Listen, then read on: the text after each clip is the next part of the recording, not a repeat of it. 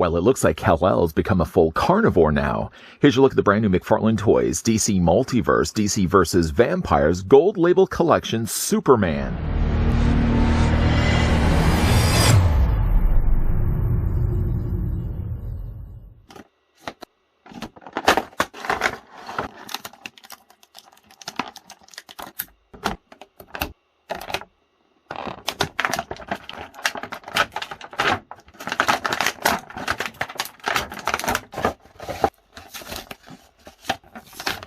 Sent to Earth from the dying planet of Krypton as baby Kal-El was found by farmers Martha and Jonathan Kent and raised as their son Clark.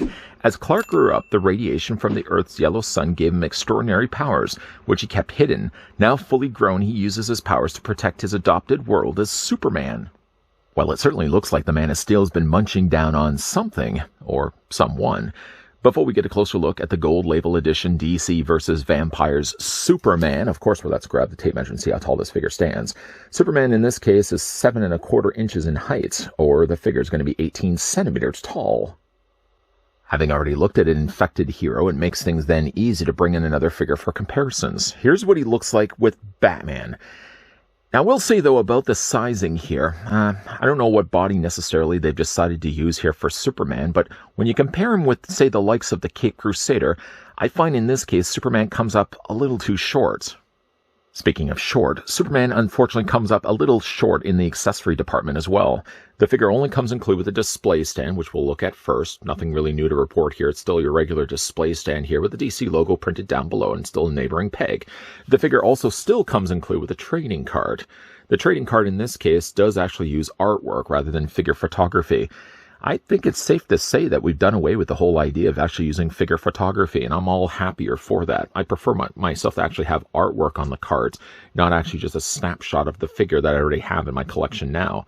Down below here, it's Superman DC from DC vs. Vampires, of course. You flip it around onto the back. The only other thing I would say, though, about the card, well, clearly is on the front here, advertising this as a DC Vampires Superman. Nothing really is mentioned here on the back of the card to indicate that. You're basically just getting a generic read-up of Kal-El with nothing really newly added. I thought they could have easily started it with just your regular spiel of what Superman's known for being.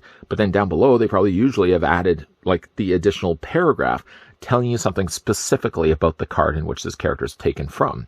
Not the case this time around. So while it is looking good as a Superman from the front, it's pretty much just generic read-up Superman here on the back. Wish they could have done that differently. Move that to the side. Like I said, the only other thing that the figure comes included with that does make him a little short in the accessory department is the figure comes also included with closed fists. I don't know if you can actually see this or not, but the figure does have quite long thumbnails. Have you ever looked up people with long fingernails? I wouldn't recommend doing it if you're eating. It's really gross. Nails, when they get to a certain length, become unruly, and they always tend to look really gross and discolored. I can only imagine how long the rest of his nails are. I can't imagine he's not choosing to clip the thumbnails and trimming everything else.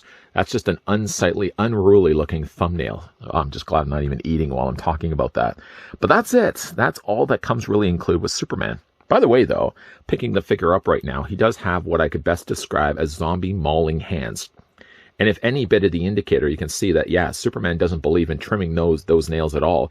Each one of the little tiny piggies has been sorely neglected. You can see, in fact, like the thumbnail is the longest of the three, but each one of the nails definitely needs a trim.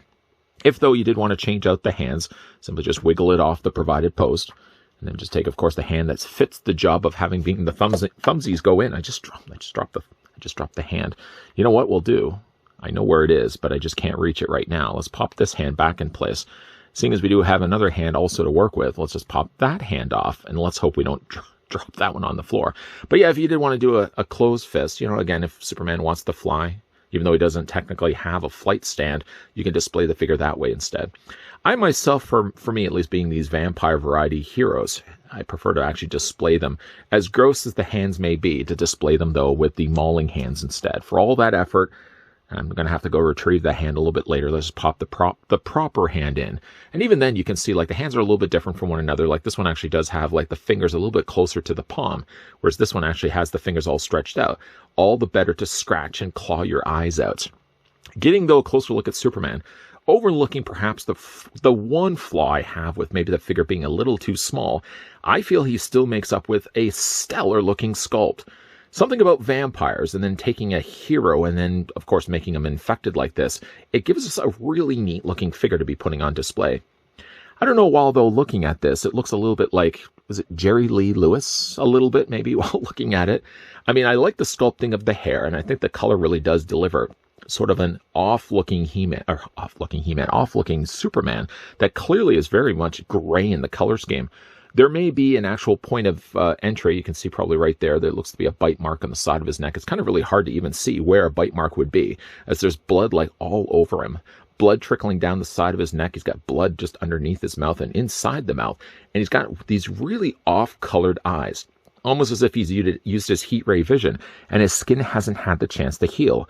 Really like the look of that. Although it's really hard to kind of make out Superman's eyes. They're probably quite squinted, but I think it's really nice, especially when you got such a dark gray to start off with.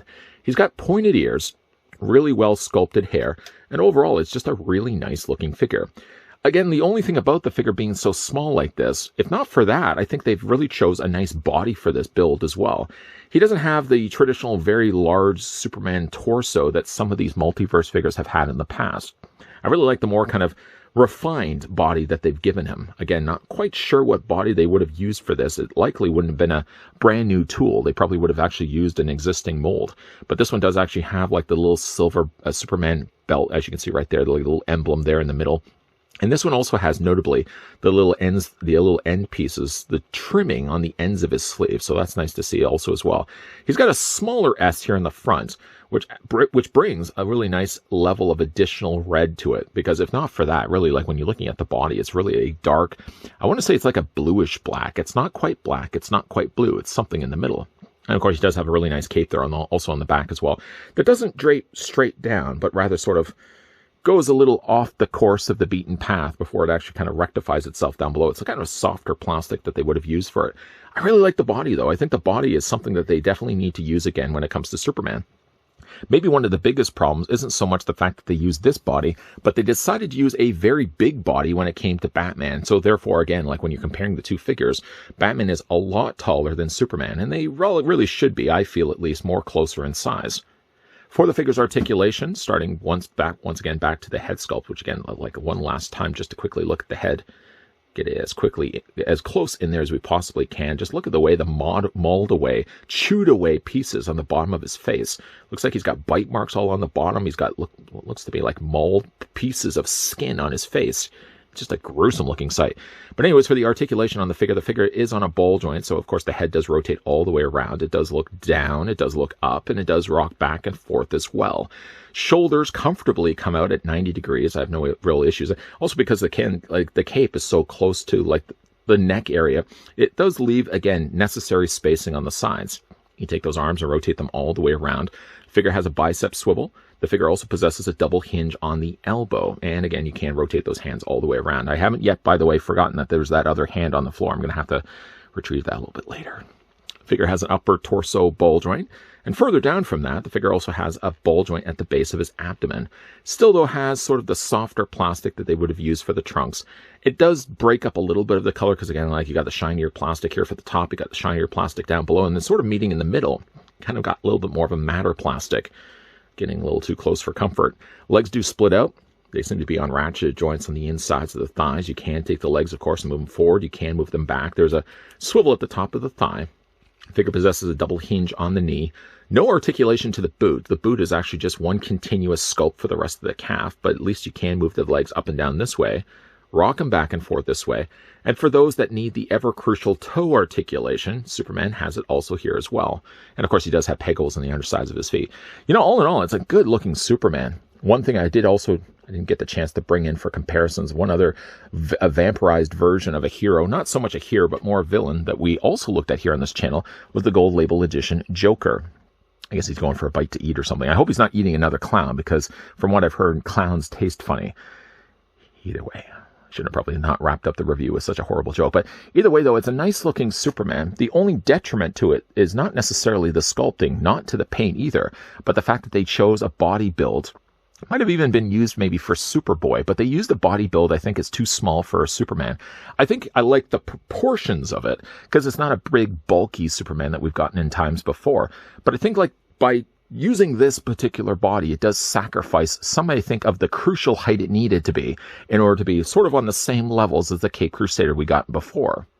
I think had it been the case that McFarlane decided to use the DC Rebirth Batman as the build for their DC body, I think that figure would have actually been more in line with the Superman here. It just so happened to be, unfortunately, the case that they chose right away the Hush body, which is one of the biggest Batman that we've gotten from the DC multiverse that, obviously, by comparing the two, Superman's always going to be coming up a little bit short. I think even if they used the stockier build, like the Eradicator body, for example, I think it still would have come up short compared against the Hush, because that Hush Batman is just way too big to start off with. It's not as big of a deal breaker for me, at least, because when it comes to displaying the zombie figures on the shelf, the DC variety, that is, I usually always have them sort of hunched forward, allowing sort of the monster to take over their bodies. So I never really have them in the heroic poses like I normally would have done, say, with a Batman or Superman. So I may not notice as much the difference of the height, but if you are obviously having them standing straight and you're going to have them one right next to the other, you are going to notice, though, that the body they chose for Superman and then the body that they had already chosen for Batman, the heights are very noticeable between the two. If you can overlook that, though, I like the darker colors that they've used here for Superman, kind of more of a bluish black, mostly for the body, dark sort of burgundy red making up the inside of his emblem, and an equally dark red that they used also for his cape, and of course the darker colors that they used for the gray for his skin tone, both in his hands, his neck, and his face, work very well, especially when you've got the additional red that he has with the blood trickling out of his mouth, the running up the blood down the side of his neck, and not to mention sort of the off bruising that he has around the areas of his eyes, sort of looking again like he's used his heat ray vision and his skin just isn't healing up after that. I really like the look of the figure. I don't like necessarily that the sizing is off from the Batman, but if I can overlook that, it's a nice looking Superman though. What do you guys think of the DC versus Vampires Superman? Nice looking figure. Is this one that you could certainly see yourselves picking up and adding into your collection? Let me know what you guys think of the figure down below in the comment section. Also, as well, if you guys enjoyed this video, I want to hit it with a like.